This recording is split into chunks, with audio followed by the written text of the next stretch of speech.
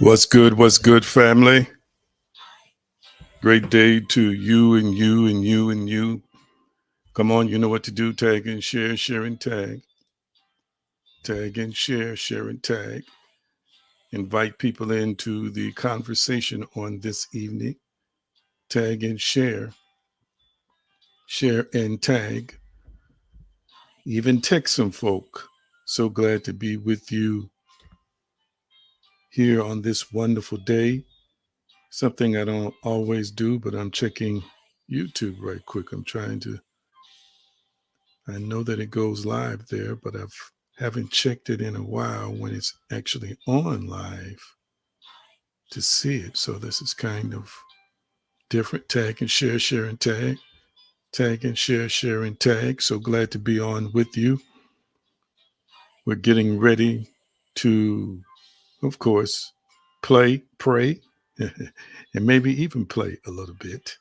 Most definitely glad to have you on with me and others who are in the process of joining us. Almighty, we are just so grateful for this opportunity, this time. We are grateful. It's our spiritual awakening, and it happens with you as the leader and the guide.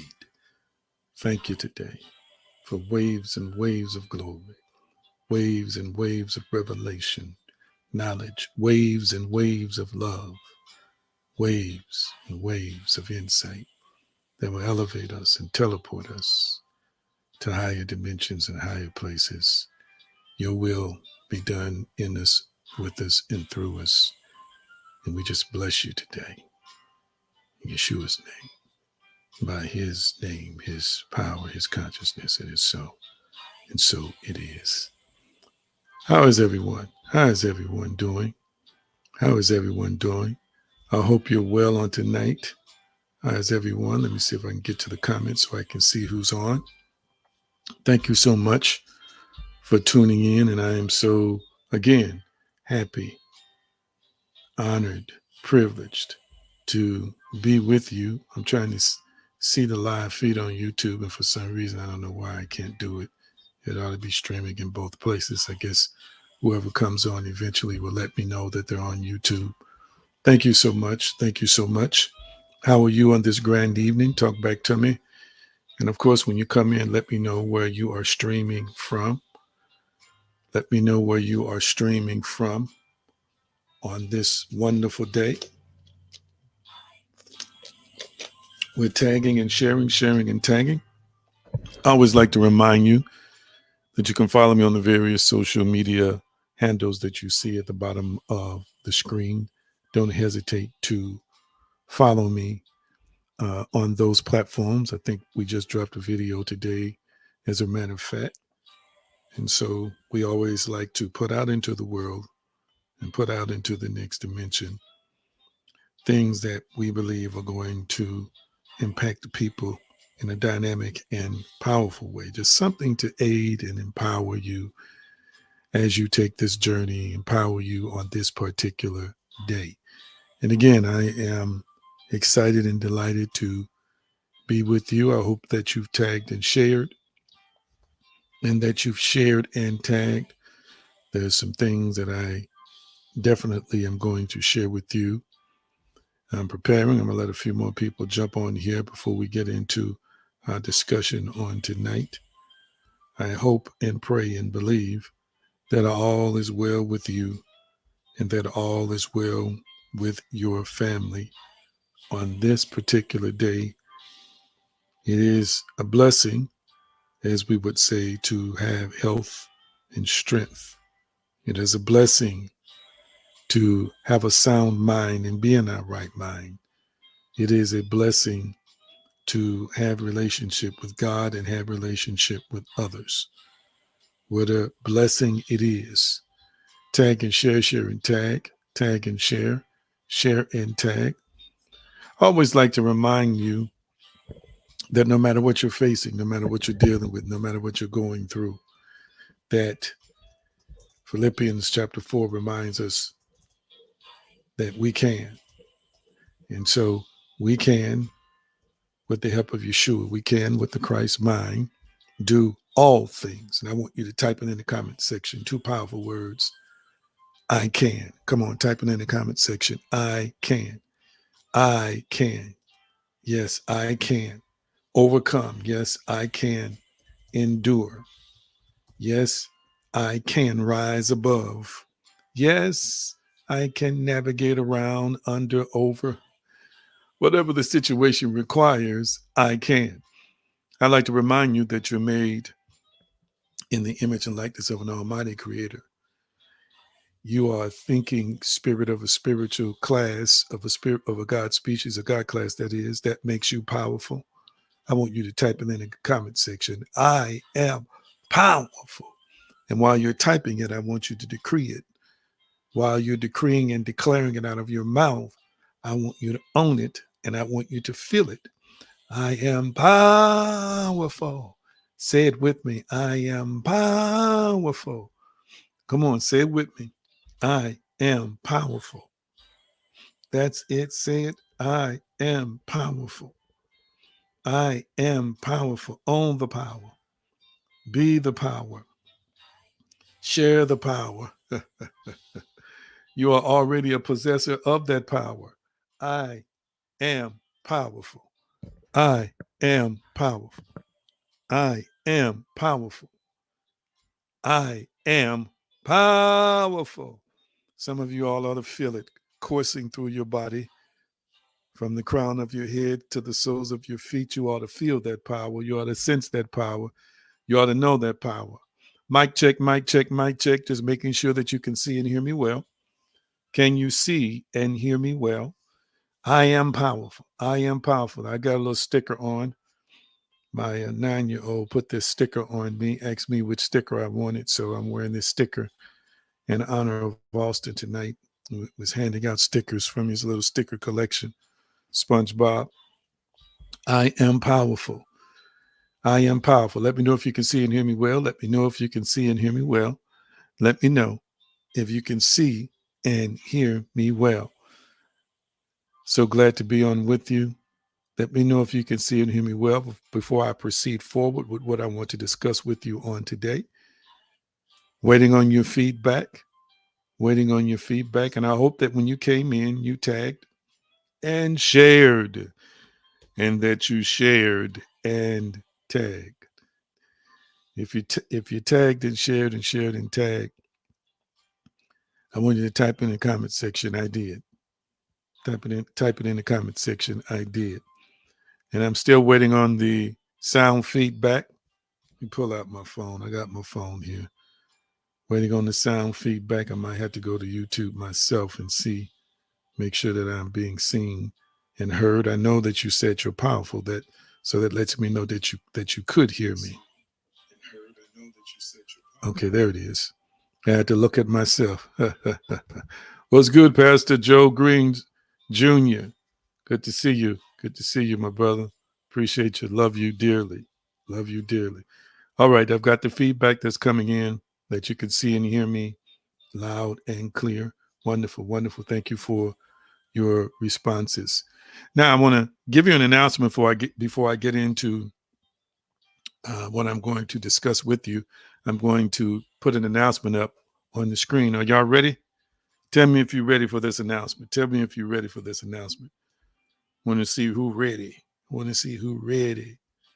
Who's ready for this announcement? Who's ready? Who's ready for this announcement? I got an announcement. I got one. Can I get two? I'm ready. Can I get two? Can I get another? I'm ready. I've got an announcement I want to put up on the screen for you right quick. Can I get a second? Can I get a second? Can I get a second? Who's ready? Who's ready? Who's ready? Who's ready? All right, I got a second one. Awesomeness. I'm going to put it up. I'm going to put it up on the screen. Let's see here. Let me see if I can get myself up on your screen with this here announcement. Awesome. I'm going to be doing a 2-part series beginning on June the 12th, which will be next Wednesday and the Wednesday after, entitled How to Deal with Toxic Family. How to deal with toxic family. And of course, this is not just related to toxic family, it's related to toxic people. And I've got some gems, some jewels, some great things that I want to share with you. Some of y'all are dealing with some toxic folk. Some of y'all dealing with some toxic people. It's the truth. As I used to say when I was growing up, and nothing but the truth.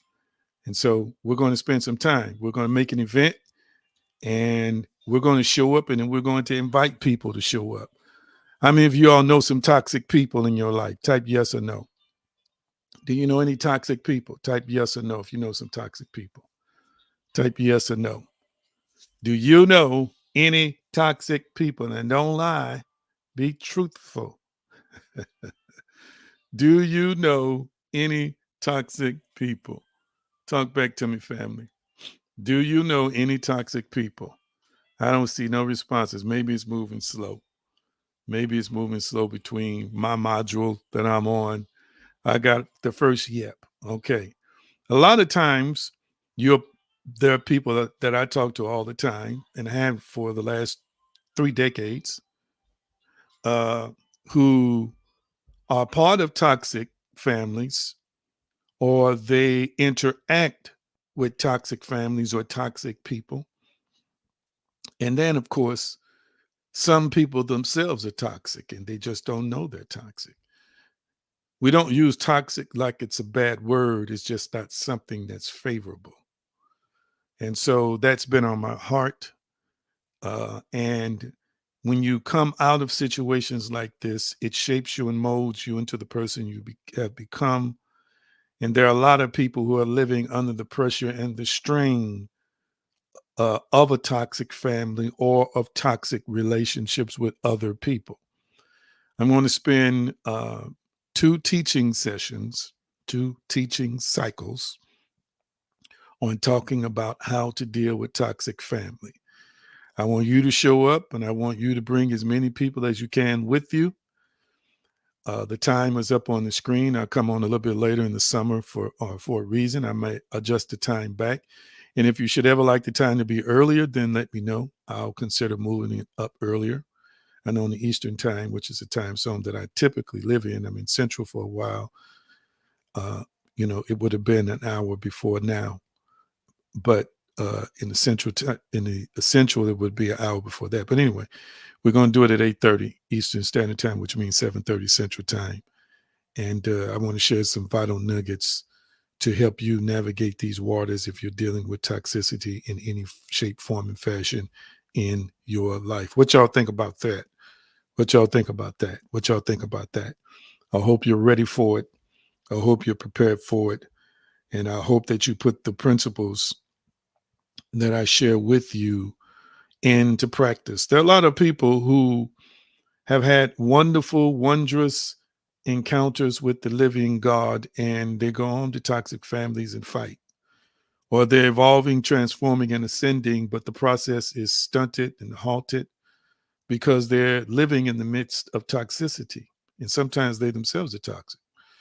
And so it's a subject that I thought it was time for me to address from a psychological, spiritual, and of course, perspectives.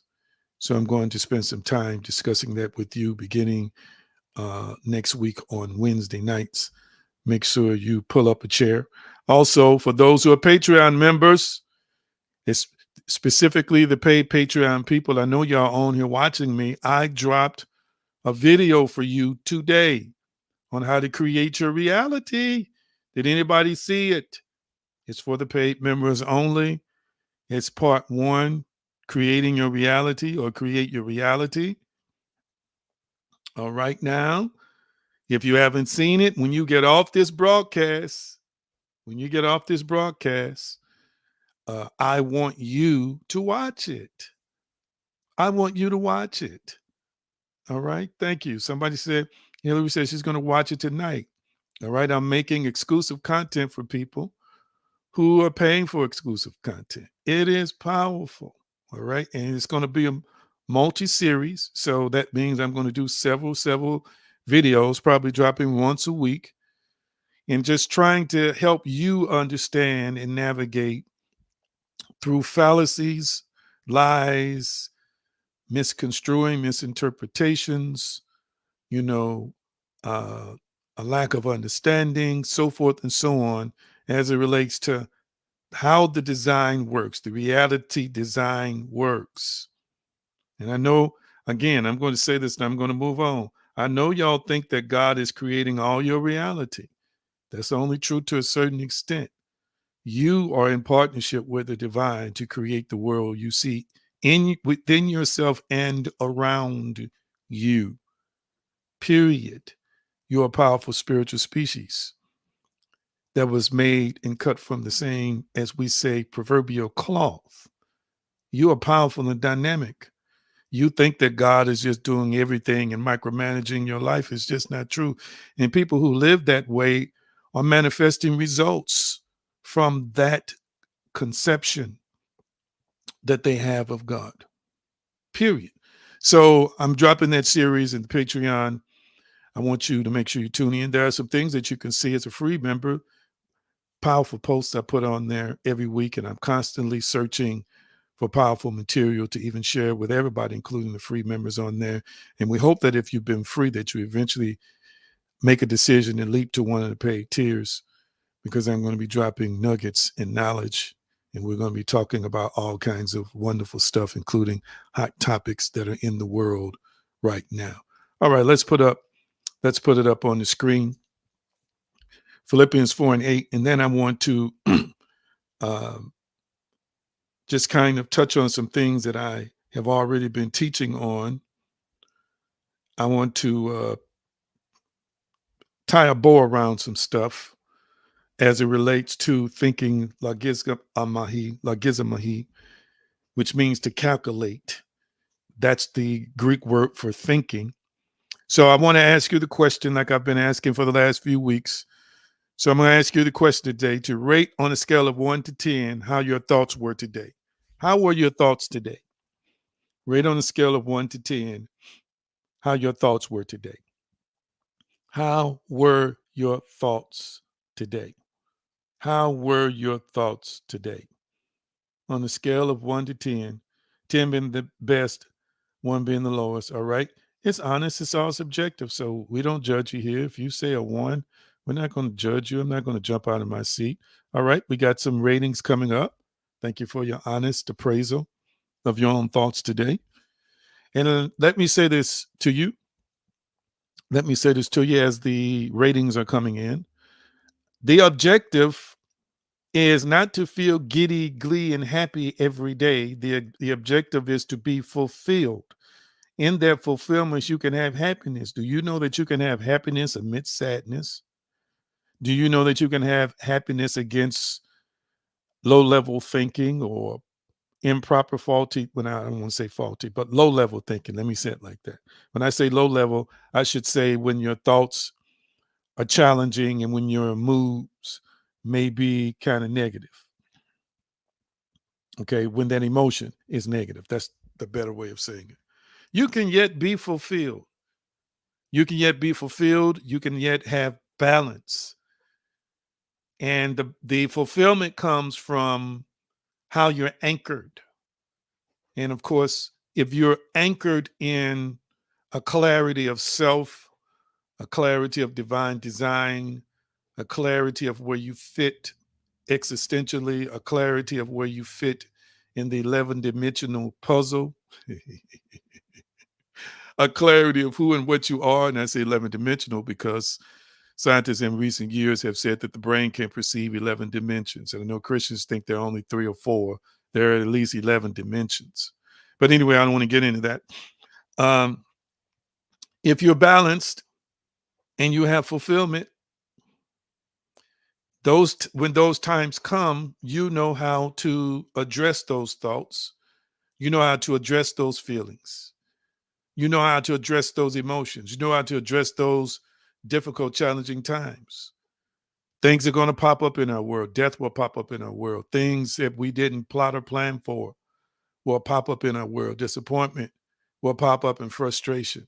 But once you're anchored correctly in a wisdom, in a knowledge, once you're self-actualized in depth, once you have some deep roots of inner stability in consciousness to know who and what you are and know who you're partnering with, then you will know how to deal with those storms. You will know how to address those storms. Even if you have a moment where you fly off the handle, that part of you will bring you back, will center you or recenter you again.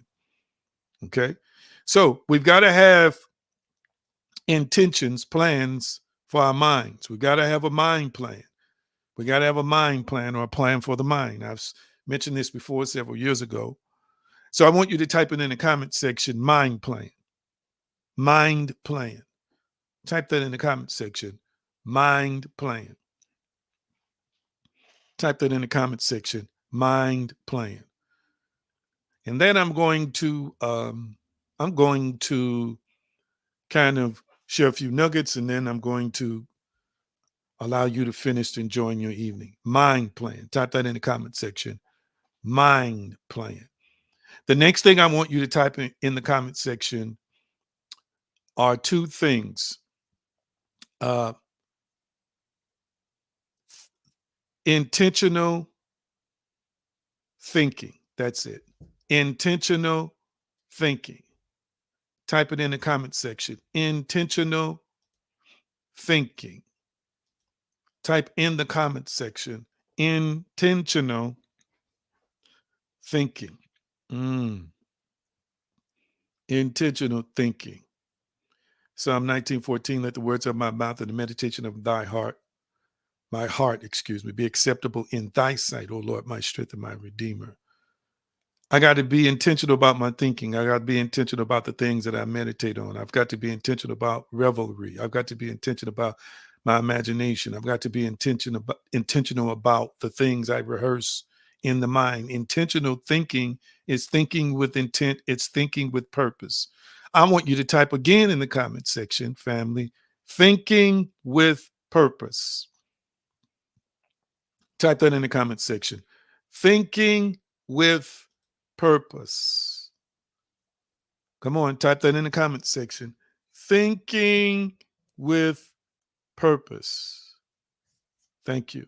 Thinking with purpose. Thank you so much for typing that in the comment section. Do you know how many people do not think with purpose? Let me tell you, there are people who are thinking from what we call automatic thoughts, which are related or connected to the deeper part of us that produces our core beliefs. But most people are thinking from the level of automatic thoughts, and those automatic thoughts are programmed. They are programmed thoughts that exist within a paradigm. I want you to understand that. They're paradigmic. They exist within a paradigm. They exist within a schema. That's a psychological term, or a schemata. Maybe I'll talk about schemas one day.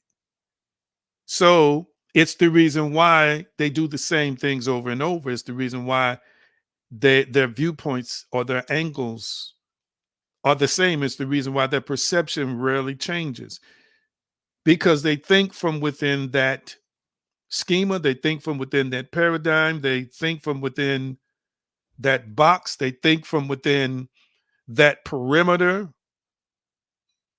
They think from within that core base of thinking. You've seen it, because when you introduce something to people and they've either never heard it before, or they've heard it and just resisted accepting the information, you see how people react to it. You see how many people react to it, especially when it's an automatic thought that's connected to a core belief. You see, it's difficult for them to shift or to change or to accept, because their core belief produces in their thought world a framework of thinking that, for the most part, unless something jolts them, they'll stay bound within that perimeter of thinking. So we've got to learn how to think on purpose, and we've got to learn how to have a mind plan. Well, Paul is sharing that with us according to Philippians 4:8, thinking intentionally, intentional thinking, intentionality in thinking, a mentality with intentionality, thinking with purpose, giving your mind a plan, giving your mind an assignment. If you wake up every morning and you just go with your automatic thoughts, what new things will you try? What new dimensions will you venture into? If you don't have that within your paradigm of thinking, if it's not in the framework of your thoughts, if it's not in your psychological construct, then you're going to operate within the limited beliefs that you have. And then your mind can go down all kinds of pathways, all kinds of roadways. Have you ever talked to people, they jump around a lot when they are in conversations? Has that ever happened to you? Talk back to me, family. We're in class. Have you ever talked to people and before you know it, without sometimes even letting you know it, they just shifted the conversation. They're over here, they're over here, they're over here. They jump in here. The reason why we call those people scatterbrained, and it's not that it's a negative connotation or a negative term, it just means that they're all over the place in their thinking. I mean, boom, boom, boom, boom, boom, boom, boom. They're thinking multitaskers. It's not really a bad thing. They're just thinking multitaskers. Don't get me wrong, we're all thinking multitaskers. Our brain is processing thousands and thousands of things and controlling thousands of bodily functions at the same time. But the reason why they're all over the place is because they have not disciplined their mindset or their mind to focus on a few things at a time. They have not focused their mind. If now people that talk to me a lot, if you talk to me a lot, you will notice, or talk to me from time to time, and I'm advising you, and there are a few people on here who have that kind of access to me, you'll notice that I'll say, okay, number one. Then I'll say, okay, now point number two, or the second thing, or I'll say, and number three is, or I'll say, and number four is, it is because I am a disciplined, principled, organized thinker. And yes, my mind is processing things multidimensionally. My mind is processing multiple things as yours are. But I know how to focus, stay with the point that I'm making, stay focused on the theme of the conversation that's at hand. And as my mind, or as the spirit is providing me with new things, I'm going to present it in an orderly form, like a bullet point or numerical order or numerics, or using numbers or letters to keep the conversation organized, to keep the person that I'm talking to organized. That is the paradigm that I think from. So since I think that way, that means I'm analytical. So when I'm analyzing situations, what's in my paradigm is to look at things a certain way, to ask certain questions in my observations and investigation. The ultimate point that I'm making to you is you've got to give with intention. You've got to intentionally give your mind an assignment. I'm asking you the question now. There's no bad answer, all right? Because there's no judgment zone here. So I'm going to ask you, it's evening when this is live. Some will watch me in replay when it's the day, and that's great, depending on what coast you're on. But I'm going to ask a question. What do you do before you go to bed at night? Talk to me. What do you do before you go to bed at night? And while you're thinking about that, these are the 6 things that Paul tells us we should be thinking about. The good report, things are true, honest, just, pure, lovely. And I covered what those have meant on Sundays. And I think I took maybe 1 or 2 Wednesdays, but mainly on Sundays. So what do you think about? What do you think about before you go to sleep at night? That's my first question for you. Talk back to me, family. What are you doing? Or what do you do? I'm sorry, what do you do? Okay, let's see. Hillary says, sometimes I dump my brain, sometimes I read, sometimes I meditate, sometimes I fall asleep and don't know it. Okay, all right. Somebody says, think about the day I had. All right, that's my Krista. All right, awesome. Anyone else want to share?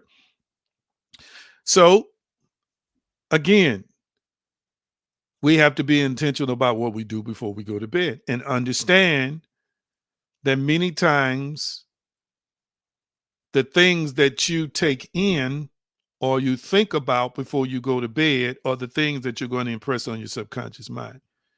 A tidbit of information. Now I'm going to ask you another question. What do you do when you wake up in the morning?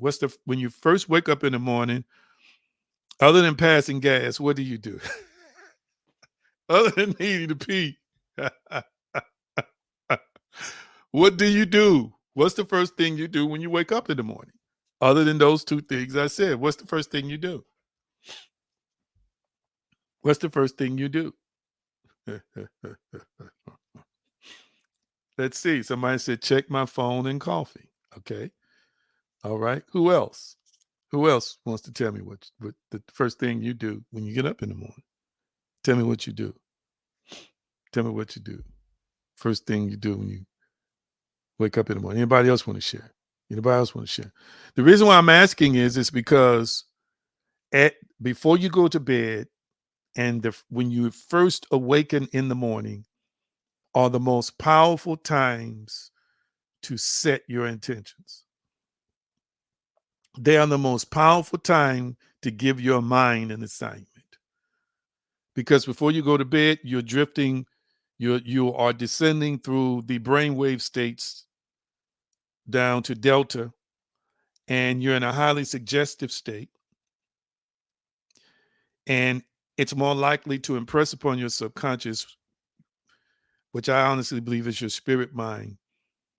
You're programming it to believe. You're programming it to partner with you. You're programming it to bring things into being. And then when you wake up in the morning, your brain is in a similar state. And it's a good time to give your mind an assignment. It's a good time to program your mind as how you want it to think and how you want it to believe. Am I making any sense to anybody? Talk back to me. So can I tell you what I do? When I get up in the morning, and I should say most times before I go to bed, do you want to know what I do? And then I'm going to ask you a few more questions, thought-provoking questions, and then I'm going to be finished. Anybody want to know what I do when I wake up in the morning? Anybody want to know what I do when I wake up in the morning? I'm waiting for a yes or a no. I got a yes. Thank you, my Chris. I got a yes. Awesomeness. So what I do when I wake up in the morning, after I do those other things I suggested before, if I'm not quite ready to get out of bed or if I'm about to wake up, I mentally and verbally speak affirmations. Those affirmations are programs for my conscious and subconscious mind. I'm programming my being to align with the reality or to accept, to fully immerse itself in the me and the reality of me that I desire, but also that I am claiming in the moment that I am. That's what I'm doing.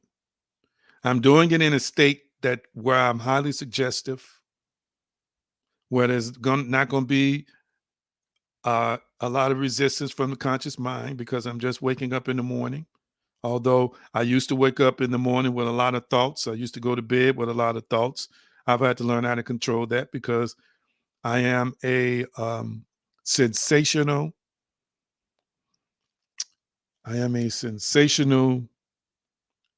exuberant, robust thinker. I really am. And I used to prevent myself from sleeping. Don't get me wrong, I still am plagued with insomnia sometimes because I am thinking. My mind is like that. But for the most part, I've learned to control it, except when it's something that's near and dear to my heart, and then it's a challenge, and then I have to work on that. But for the most part, I used to wake up in the middle of the night, go to the bathroom, couldn't go back to sleep because I would just be thinking. But I've learned to slow that down. I've learned to control that. When I get up in the morning, I mentally and verbally speak, and then I mentally and verbally, or I mentally visualize who I am today, what I'm going to manifest that day. Before I go to bed at night, sometimes I do affirmations, sometimes I read. For example, if I watch TV like tonight, Austin and I are going to watch probably something on Netflix, our time together, something we like to watch.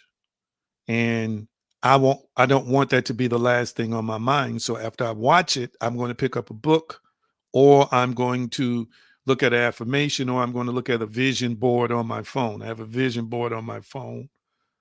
Or I'm going to meditate. Sometimes I travel before I go to bed. I probably shouldn't say that out loud, but I do. Sometimes I go to different places. Sometimes I go to see people in the spirit. Sometimes I'm being guided by the spirit or spirit. Sometimes I'm hearing their voice. I leave and go there. But my point is, I'm setting my intention. I'm setting my focus. I'm programming my mentality. I'm programming my mind. I'm programming my subconscious. I'm programming my spirit self before I slip into the deepest state of sleep. I take that into that with me. Let me tell you, many times when I do it in a way that's productive, I enter the dream state. Sometimes I'm traveling before I dream. I'm traveling in a meditative state, and I drift off to sleep. And it continues. I know I'm not in my body, and it continues. The conversations I'm having with the Almighty and others in a different dimension, receiving thoughts, instructions, so forth and so on. People ask me all the time, especially people who haven't talked to me as much, and I'm blessed that people from time to time reach out to me in the family, outside the family, new people I meet. And I need you people to know that the ones that I talk to and reach out to, you're very privileged, because I don't do that with everybody. I don't. There's got to be something special about me for me to connect with you on that level. But people ask me, well, how in the world do you know that? I don't just know because I study, I do a lot of that. I know because it's revealed to me. And after it's revealed to me, I can confirm in this dimension, sometimes with ancient art, antique, archaic knowledge that's always been in the world. I just had not read it before I encountered it in the other world. So I'm saying to you, it's important that you intentionally put the right things um, on your mind before you go to bed, and put the right things, or I should say, impress the right things within yourself before you go to bed, and impress the right things within yourself when you wake up in the morning. Did that make sense to everybody? Say yes or no, because I want to make sure you understand. Did that make sense to everybody? Yes or no? Did that make sense to everybody? Yes or no? Talk back to me, family. Did that make sense to everybody? What I had just said. Oh Lord. Thank you, Linda. Linda says yes. Hillary says yes. Awesomeness. So listen, let me do a little exercise with you, because I want to identify some things with us. So Paul gave us some things to think about in Philippians 4, but people are still going to be challenged to think about those things. This is why I say this kind of teaching is relevant and important, because there's some good stuff that's being taught in our houses of worship and within different religious circles, but people just can't hold it. They can't process it, and they can't execute it because they got other stuff going on in their minds that's never addressed. That's why I come in. And so, first thing I want to talk to you about is that it? Yes, yes. It's self-limiting thoughts. Now, what I'm sharing with you now is I'm finalizing a life coaching class. Yes, I'm always taking classes and reading. I'm always doing it. Some of these classes I pay for in advance, years in advance, don't get around to them until later. Oh, Lord. So I'm sharing some information with you from a life coaching certification that I'm close to receiving. And it's talking about self-limiting thoughts. So I'm going to ask you a question. What do you hear your inner critic say that sounds like an excuse? Why doesn't it say you can't do what you want? And what does it say when it is shuttling or shuffling through possibilities? Shifting down, shutting down. Lord have mercy, can't read my own typing. Shutting down possibilities. The reason why I've introduced this question is Paul gave us some things to think about, family, but it is your limiting beliefs that's going to attack the word. It is your limiting beliefs that's going to attack positive thoughts. It is your limiting beliefs that's going to attack positive images. It's going to attack it. Okay. So I got to ask yourself, because everybody has an inner critic, that's a part of that self-talk that we discuss, a part of that self-talk that I discuss with you. Everybody's got an inner voice. I want you to type it in the comment section, my inner voice. Type that in the comment section, my inner voice.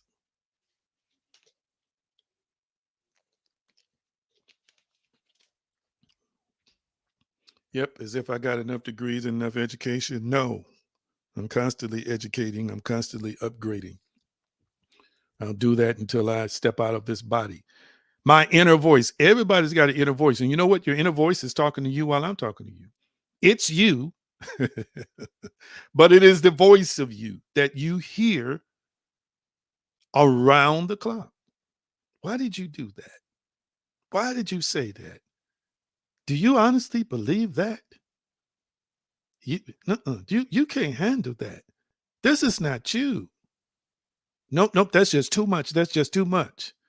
No, nope, I can't handle that. Can't handle that. Nope, won't do that. Won't do that. What he talking about? What she mean by that? I don't trust her. No. No, you not capable. That's just too much work for you. That's too much faith you trying to have. What are they talking about? That's your inner voice. That's that inner voice.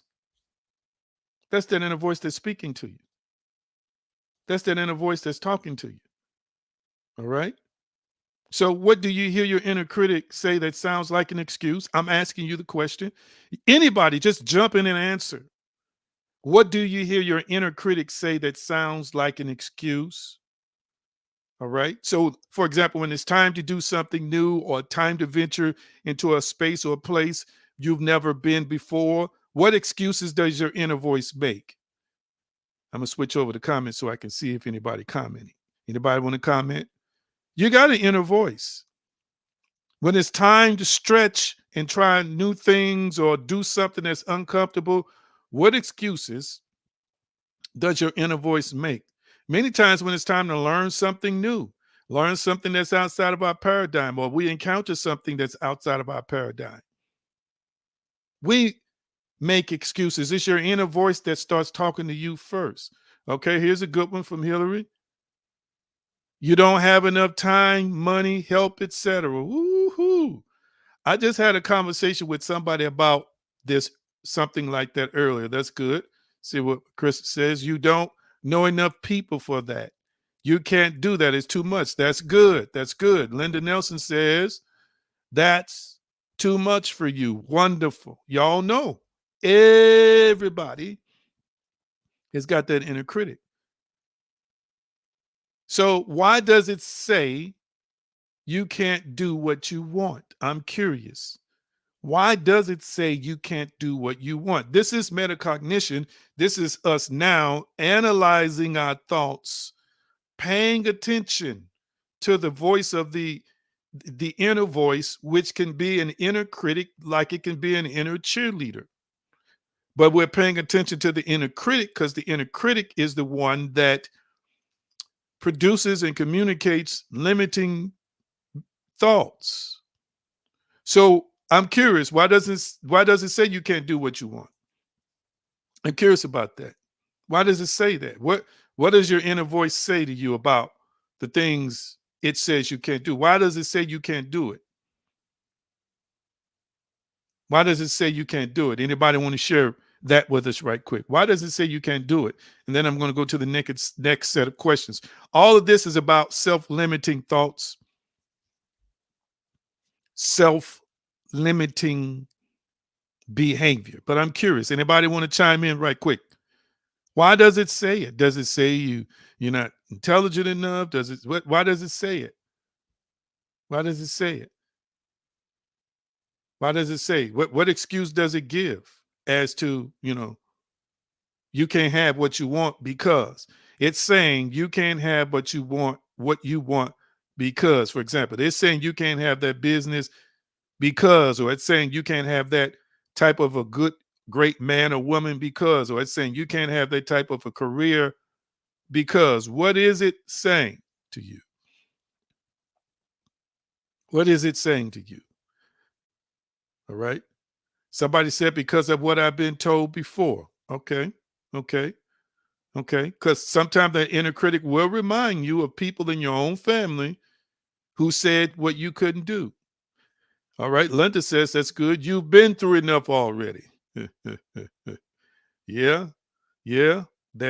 It'll give that as a reason that you can't have what you want. Thank y'all so much for participating in that. Awesome. The next set of questions I have for you is this. What does your inner critic assume? What does your inner critic assume? That's a good question. What does your inner critic assume? And we're going to start with, what does it assume about you? What does it assume about you? That's a good question. What does it assume about you? For example, if you operate with challenges in fear, then there's something in terms of assumptions. We're talking about assumptions. So we went from self-limiting beliefs or thoughts to assumptions. Now, everybody has assumptions. I want you to type that in the comment section. Assumptions. People have assumptions about God. People have assumptions about themselves. People have assumptions about other people. People have assumptions about careers. People have assumptions about their health. People have assumptions about their jobs. People have assumptions about race. People have assumptions about countries. Oh, yeah. So I'm asking the question, what does your inner critic assume? And we're going to start with you. The other questions relate to other people, what it assumes about other people. We'll get to that in a minute. And the stories it tells us that aren't true. Again, Paul has given us a prescription in Philippians 4. Hear me. You can't carry out these prescriptions with self-limiting thoughts and faulty assumptions. So, what are the assumptions? If you don't mind sharing, you don't have to get deep in detail. But what assumptions? What assumptions does your inner critic? What does it assume that you can't do or that you can do? Talk back to me, family. What does it assume? Talk to me. And this could be based on any area of your life: money, education, relationships, leading a family, uh, being promoted, starting a business, your health, improving your health or not improving your health, a diagnosis you received, or how you fit in the family order and family structure. Okay, thank you, Linda, for your honesty. She says it assumes you can accept the responsibility. Good, good, good. What else? Any other assumptions people want to share with us? Any other assumptions people want to share with us? And I might pick out one for us to just hone in on to show you the tributaries and branches that grow out of that singular thought, a singular phrase, a singular sentence, or singular line of thought. Let's see. Hillary says, my inner critic says, I don't work hard enough for it, or it's okay to struggle because it builds character. Interesting. Okay. And then Krista says, you won't finish what you started. That's good. All right. That's good. Okay. So let's see which one I'm going to pick out here. Let's see which one. Fear of failure. All right. Wonderful. That's a good one. That's a good one. Okay. So let's see here. Let's see here. Let's hone in on you won't finish what you started, because all of these are good. You won't finish what you started, and I know Chris won't feel like I'm picking on it if I elaborate on it. So, if a person is dealing with thoughts from their inner voice or their inner critic saying you won't finish what you started, that can create a branch of thoughts, images, and emotions that could take you in various different directions. For example, it can make a person feel insecure about their abilities if you keep telling people you won't finish what you start. It'll cause people to be reluctant to accept new assignments and new things because there's a part of them that's saying, I can't and won't finish what I start. It will bleed over into relationships, making a person could make a person think that I don't finish what I start in relationships, or my relationships never finish the way I want them to finish.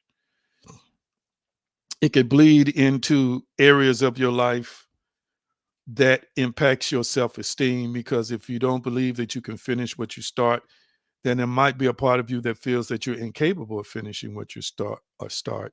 There might be a part of you that feels like you're not intelligent enough, you're not charismatic enough, you're not magnetic enough, you're not intelligent enough, you're not forward thinking enough. There might be a part of you that thinks you're intelligent. Sometimes it'll say you're smart, but you just don't have this, that, and the other to go along with it to help you finish what you start. And when people believe they don't finish what they start, then they start believing that they're prone to failure. They start becoming more acquainted with the outcomes not turning out in their favor in advance. That part of them just feels like it's not going to work out in my favor. It's not going to work out completely the way I want it to. And guess what? They don't understand. And I'm not just talking about Chris, I'm just talking in general, that line of thinking can create a self-saboteur. It could cause a person to be a self-saboteur, meaning they don't know that this line of thinking sabotages most things in their lives. It will sabotage many things in their lives, because that part of them prophetically is creating a narrative that is a self-fulfilling prophecy. It's afraid and concerned about finishing what it starts, and believes most of the time that it doesn't know if it can or can't finish what it starts. So that uncertainty leads to a release of energy and a release of corresponding action that many times lacks the sufficiency to finish. And they don't understand the withdrawal, the falling short, the coming short, the failure is triggered from their thinking. It's triggered from a self-talk, which creates an inner reality that you're not a finisher, or you're not a good finisher, or you're just uncertain about your ability to finish. Wow, wow, wow. So it causes that person to sabotage a lot of things themselves. And as a matter of fact, sometimes they shut down relationships, or they just act out, or they just do things that kill something, because in their mind it's going to be killed eventually anyway. And their mind is just, it's good, it's only going to last for a certain time. I won't be able to hold on to it. I won't be able to keep it. I won't be able to do what it takes, or attract the right people or bring the right people in my life to finish this project educationally, to finish this project as a good mother or father, to finish this project in terms of my education, to finish this project in terms of being the businessman or woman or the business person I desire, or being the teacher, the leader, the minister, whatever I desire. Do you see what can stem from this? Poor self-image, poor self-worth. Am I making any sense to anybody? Again, these are things that have to be acknowledged. Our assumptions are reality for us. When we accept them, when we believe them, they are reality. They are reality. All right. The next thing before I move to the third set of questions, and I'll be done because I'm almost out of time.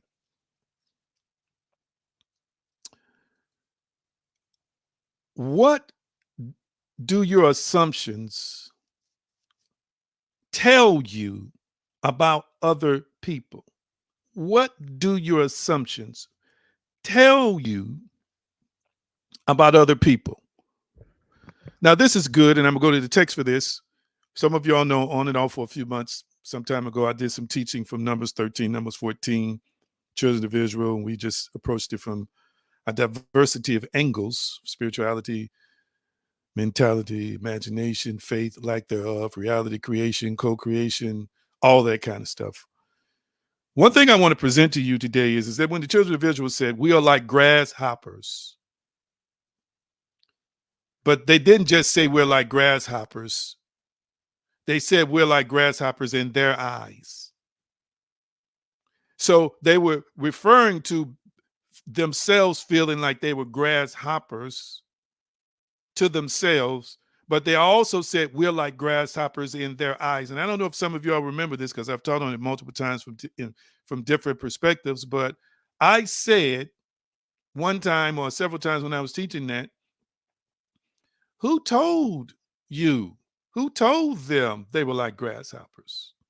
Who told them their enemies thought they were like grasshoppers? It was an assumption. I'm going to say it again. It was an assumption. Wow. I'm going to let that settle and sink in for a few minutes. It was an assumption. There are a lot of times we are just assuming from somebody's what we call past behavior that they don't like us. Maybe it's certified. Maybe it's written in your book. Maybe it's in your scrapbook. Maybe they signed a statement saying, I just don't like you. Maybe they told 15 people, I just don't like you. Okay, I get it. But who says they're going to die not liking you? I found out that when we're struggling with these idiosyncratic thoughts, when we're struggling with these insecurities that are many times trauma-based, that creates a dysfunctional framework of thinking, we make a lot of assumptions about people that aren't true. Hear me, family. And sometimes we're making an assumption about people that we cause to come true. Mm, mm, mm. Well, for example, I know of situations where a person thought another person did not like them, so they didn't speak to them. Or when they did speak to them, it was weird and awkward when they spoke to them. Okay. Time went by and something happened, and I've heard this on multiple occasions in people I talk to, and end up having an in-depth conversation with that person. They made a powerful connection with that person, and that they finally admitted, you know what? Wow, I didn't know you were like this. I honestly thought that you didn't like me. And the other person said, what? No, I was thinking you didn't like me because you wouldn't hardly speak. And I just had this vibe and I just felt like there was, just something about me you didn't like. Again, I want to break that down. It has been proven, family, that your thoughts do not remain self contained. When we think something, it doesn't stay in the pericranium. It's transmitted into the world. Number two, we're all energetically connected. We don't teach that, but it's true. You don't understand that you're emitting and transmitting thoughts and frequencies. That other person is picking up on that negative. We call it a vibe.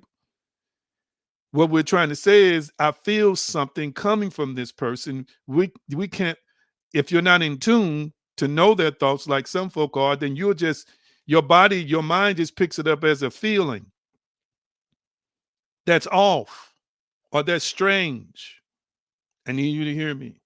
So what the person didn't understand is that felt like upon meeting that person or having a few interactions that the other person didn't like them. They didn't understand they were transmitting a signal saying, you don't like me, you don't like me, you don't like me.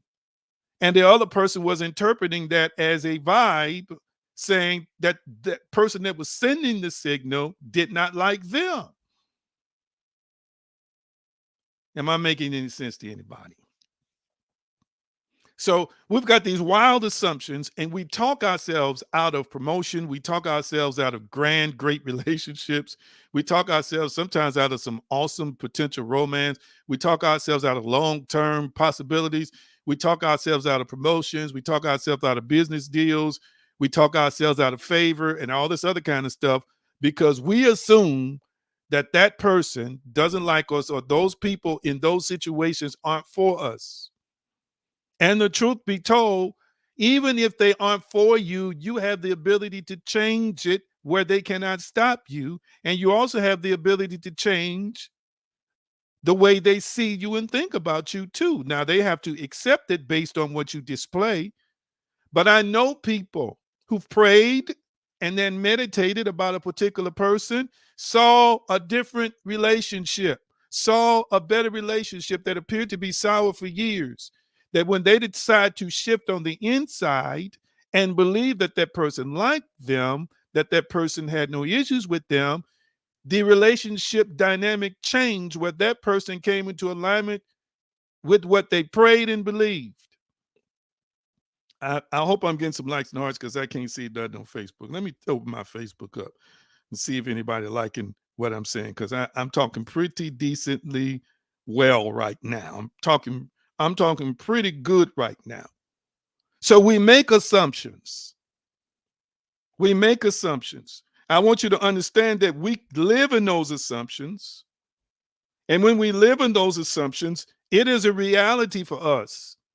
Whether the other person believes it or is really living up to it or not, to us, it's real. If you think Sally got an issue with you and Sally really don't have an issue with you, to you, it's real that Sally has an issue with you. So you tiptoe around Sally and you say negative things around Sally behind her back because that's the reality of the situation. If you think that your boss just won't promote you because they don't like you, they don't appreciate your work, they don't appreciate your ethic, they don't appreciate that you speak up or whatever, we make up all kinds of reasons that are really assumptions as to why something didn't work out, as to why something didn't line up. We even make assumptions about God. Well, see, the reason why this is foolish talk here. See, the devil in them was repelled against me. That's why they don't like me. Them demons. What? No, it's not that. No, it's not that. You just giving off a vibe like you superior. You're just walking around the office like you all of that, and they don't want to be bothered with that, but they don't dislike you. Oh my goodness. Oh my goodness. Let me get on to the next point. I didn't spend too much time on that. This is my last one. This is my last one. Set of questions. Type it in the comment section, reruns. Type it in the comment section, reruns. I know of people, and then they went and talked to their boss, and the boss was like, no, I don't have an issue with you. I think you're great. I think you're this. I think you're that. And I want to help you get to the next level. And they're like, oh, yeah, it was your reality. And it stopped you from approaching them. It stopped you from accessing them earlier. You could have been further down the line in your growth and development, but you just assume, watch this, sometimes based on trauma, Based on what people told you, based on your past experiences, it became an assumption. In the metaphysical world, there's a law of attraction and law of assumption.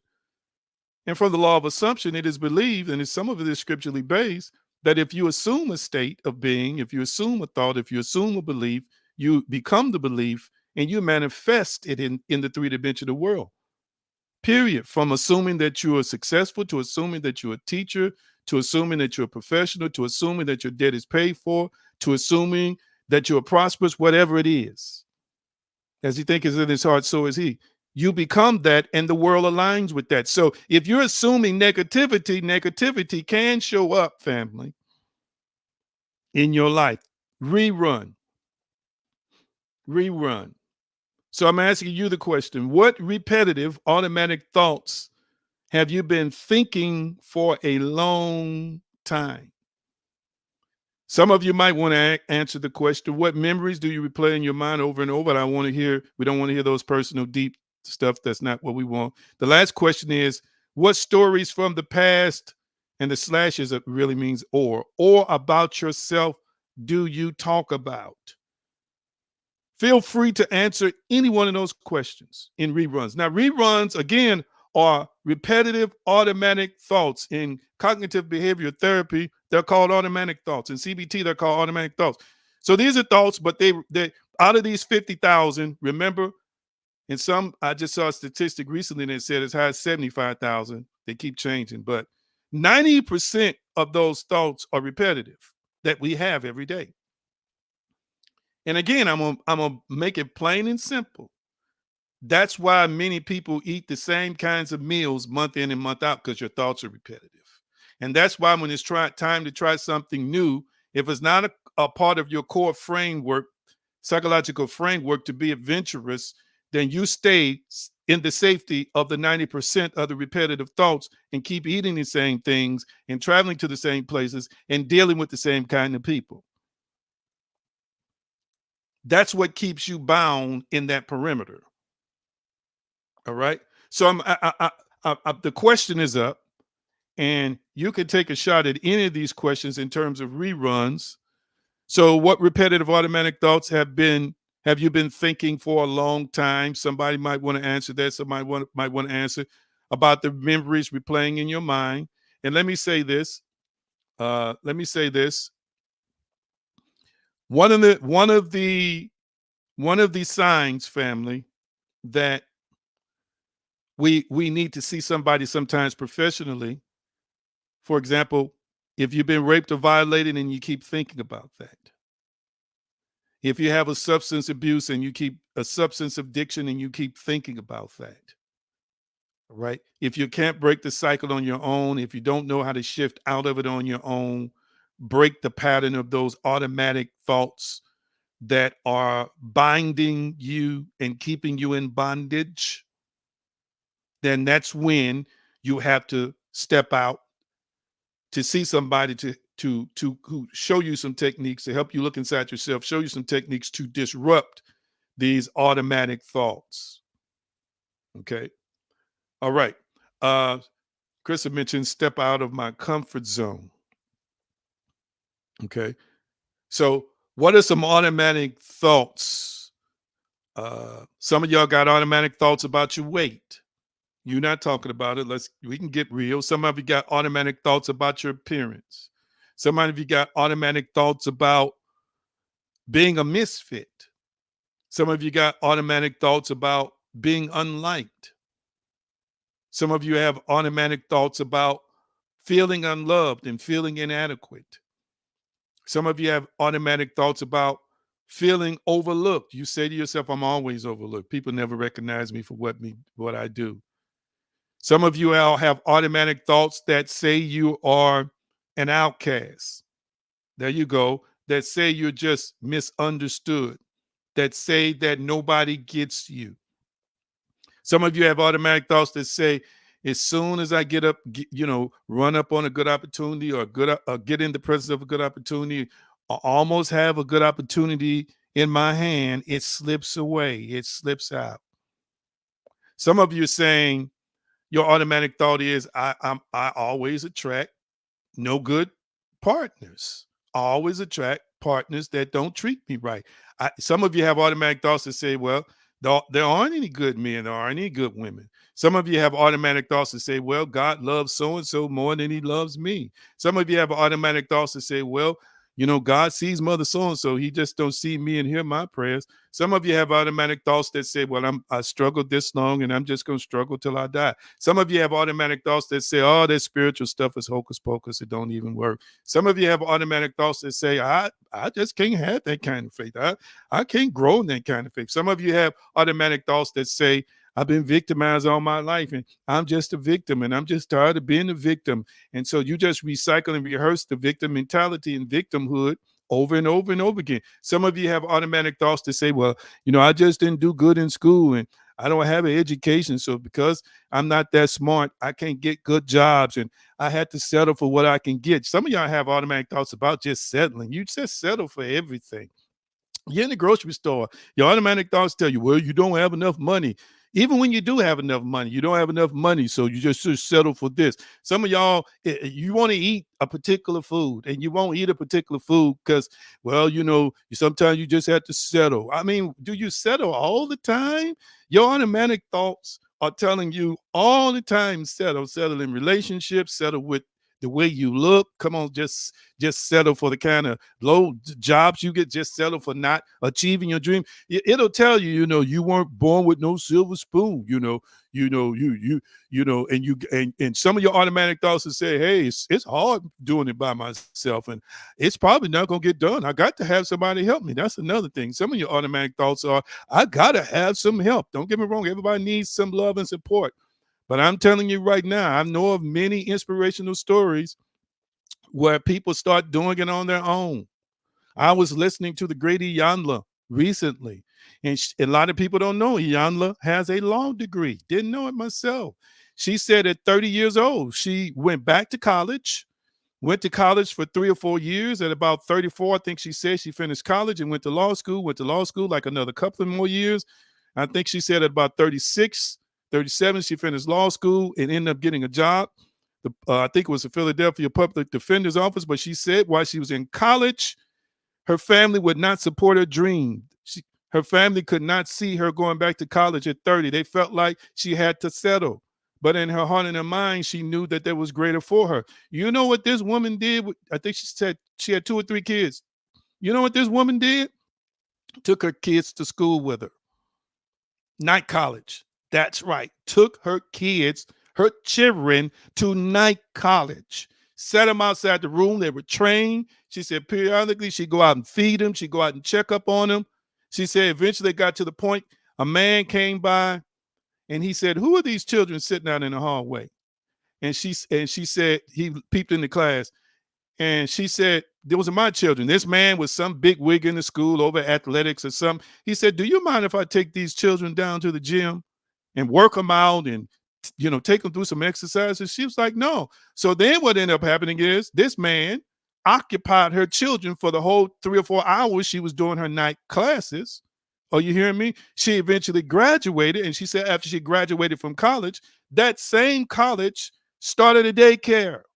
You know why? Because of her perseverance. Don't tell me what's impossible. Don't tell me what you can't do, especially with you folk who said you believe God, who said that God is within God. With God, all things are possible.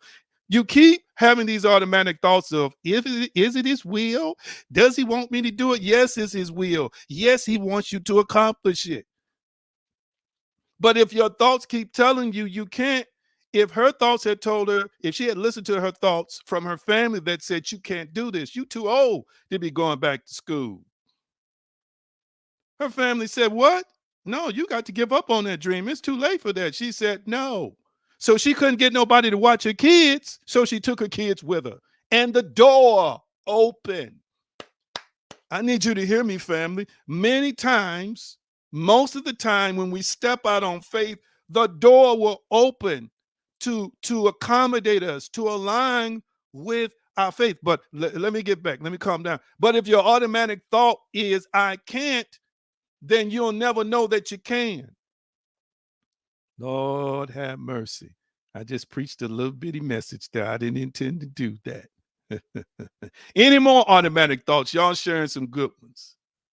Y'all sharing some good ones. See, my Krista said, I want to go back to school for law, but I said, my kids, okay, that testimony was for you, honey. That testimony was for you that I just gave.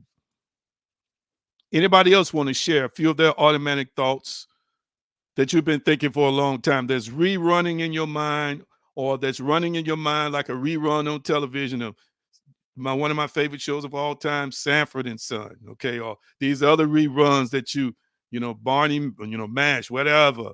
They keep rerunning, Good Times, whatever, in your mind. You got these thoughts that keep running in your mind all the time. And in these reruns usually are memories that you replay over and over. Some of y'all are replaying your failures in overtime, over and over and over again. I'm going to say this and I'm going to be done.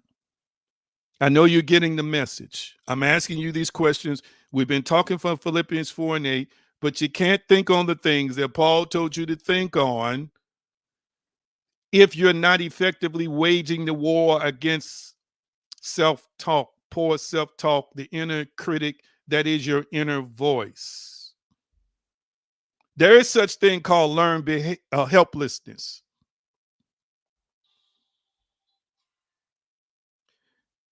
And let me tell you what learned helplessness is.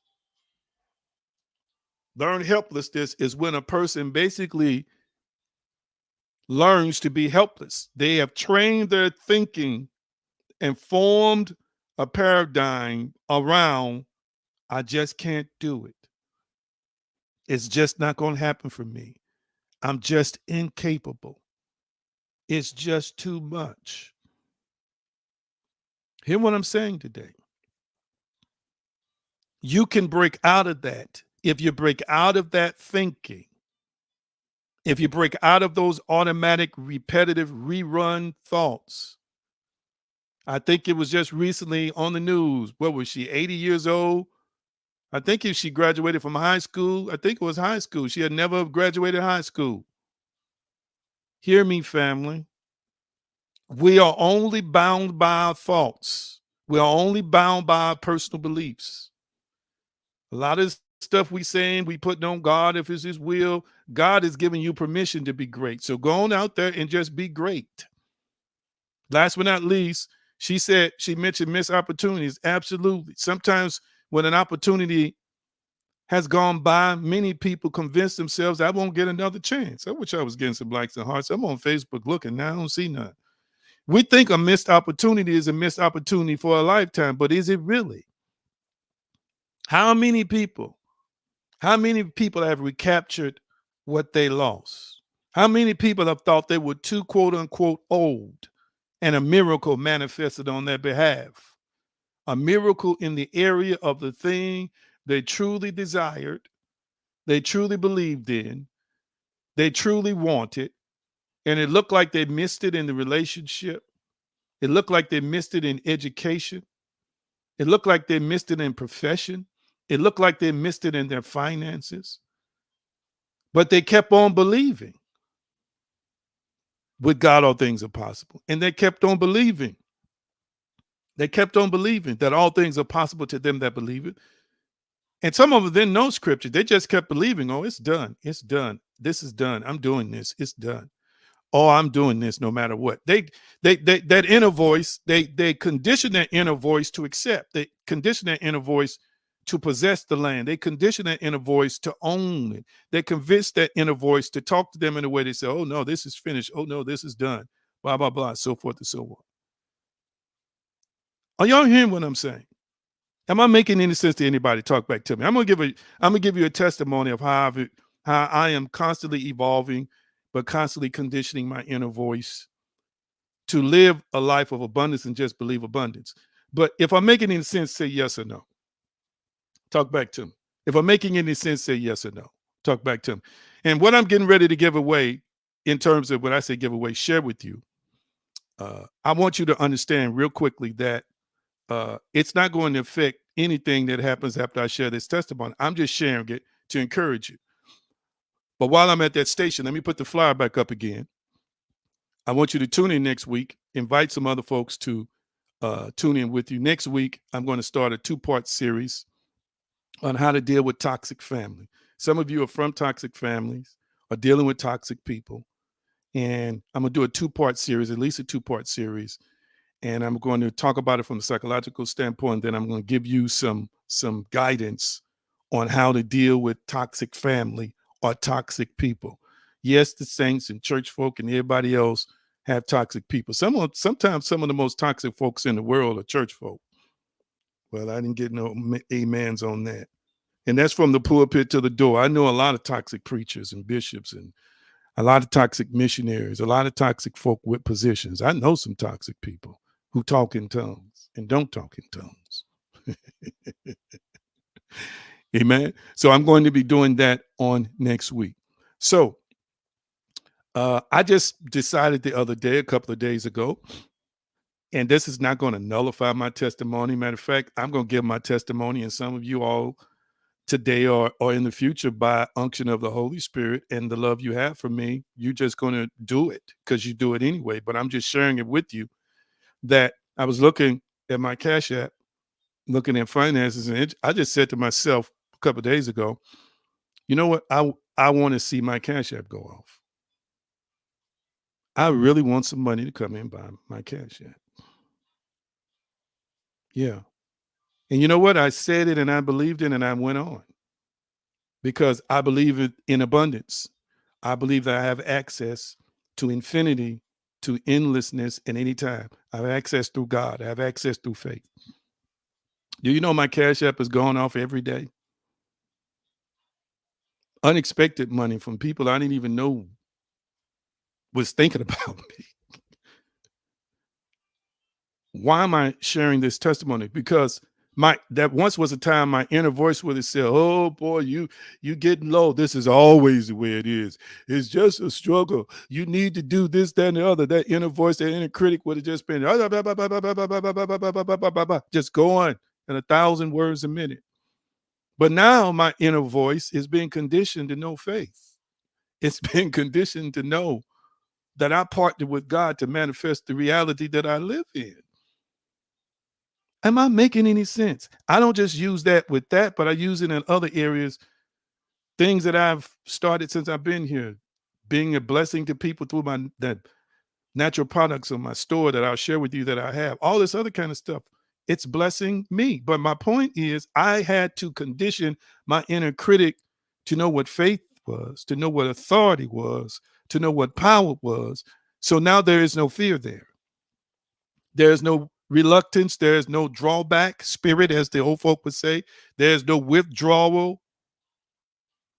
The inner critic just speaks according to who it know that it is. Ooh, I feel that one. I feel like running. Family, I feel like running on that one. And you too. If you start conditioning that inner voice not to be a critic, but to be a cheerleader, not to be a critic, but to be a faith leader, not to be a critic, but to be a master manifester, not to be a critic, but to know its relationship with God, know its partnership with God. Know that the Lord is your shepherd and you shall not want, which means to lack. If you believe that all things do work together for your good, if you believe that you have access to abundance and that you are abundance, then the inner voice starts responding in a way that drowned out that other stuff, that other junk. I used to have junk in me like everybody else. Preaching houses down, folk falling out everywhere. And I'm on my way home depressed and discouraged about an issue. That inner voice would be talking to me. You did all that preaching. All them folks got healed. And look at your finances. Look at your relationship. Look at your life. Look at what so-and-so got. You then dedicated yourself to God. The inner voice used to be a monster inner voice. But then I had to get my inner voice delivered. I had to shift my inner voice to an inner voice of authority, an inner voice of power, an inner voice of God-likeness. Come on now, somebody. Now that voice lifts me up. That voice encourages me. That voice empowers me. That voice enables me to focus on what Paul talked to us about in Philippians 4 and 8. to think on these things. Amen. Did the testimony bless you? Did the teaching bless you? Talk to me, family. Now, I'm saying it. You'll do it tonight or you'll do it whenever because you love me and you are appreciative of the seeds I sow into your life in teaching. Thank you for the offerings you're going to share through Cash App, $AG Green, $AG Green Ministries, Zelle, and of course, I also have Chime. Many of you love me and you bless me. You pray for me. You meditate on me. And I am so thankful for you. My cousin Loretta is on tonight. Love you, Loretta. Good to see you on tonight. All right. So don't forget when you get a chance. Thank you. Let me see the feedback here. All right. Got some love coming. Thank you so much. Thank you so much. Thank you so much. Thank you so much. And don't forget those who are members of Patreon. New video dropped for you today. And even free members can see some of the posts, but this one is for paid members. Make sure you go there and visit. Next week, I'll be talking about toxic family. I'm going to release you with the shalom blessing. And again, I'm thanking you in advance for the seeds of love that you are sowing into my life, not just tonight, not just tomorrow, but all the time. Some of you, when you get extra money, my Cash App goes off Zelle. It's you saying, thank you, teacher. Thank you, pastor. I love you, or whoever you refer to me as. That encourages me to keep going. But I want you to know my faith and trust is in the Almighty. And he always, in partnership with me, provides. I'm teaching you what he's teaching me. And I do believe that there are some people who watch me who are being elevated as I speak, their spiritual life, in their soulish life, in their body in terms of their physical health, in their relationships, in their romance, and so forth and so on. You are being elevated. It's your moment. It's your time. It's your hour. I want you to type it in the comment section real quickly because I have a list on my phone, 24 is more. That's what I call it. And sometimes in the morning, family, or at night before I go to bed, I look at my 24 is more list, and it is all the things that I believe this year of 24 is manifesting. I told you I've been seeing fours since the beginning of the year. 4 is blessed for me and it's blessed for you. And some of those things have already manifested on my 24 is more list. Did you hear what I said? I want you to type it in the comment section. 24, the number 24 is more. There you go. 24 is more. That's my niece Hillary. 24 is more. Yes, yes, yes, yes, yes. I praise God that 24 is more. I declare and decree that 24 is more. I know in my heart and mind that 24 is more. That's it. Type that in the comment section. 24 is more. It's more of goodness. It's more of grace. It's more of success. It's more of love. It's more of ideas. It's more of great partnerships. It's more of prosperity. It's more of connectivity. It's more of depth in God and depth in myself. Come on now. I'm agreeing with everybody on here that 24 is more. I can already testify to you right now that 24 is more. I can testify to you right now, family, that 24 is more. Glory to God. And listen, when you get off the broadcast, you might want to add that to your affirmations because, like I said, it's mine, and I have a list of things that 24 is more concerning. So when I say 24 is more, then I read from that list. I declare and decree from that list what's more for me in 24. And I'm telling you right now, by unction of the Spirit and confirmation of you, that 24 is more. I say this again, let the words of my mouth and the meditation of my heart be acceptable in thy sight. O Lord, the Lord, my strength and my redeemer. Shalom, shalom, peace, wholeness, and prosperity, nothing missing and nothing broken. And Almighty, I thank you that in the lives of everybody who's watching me, I prophetically utter, declare, and decree creatively that 24 is more. Love you, and don't forget to share. Don't forget to sow. Have a great one. Goodbye.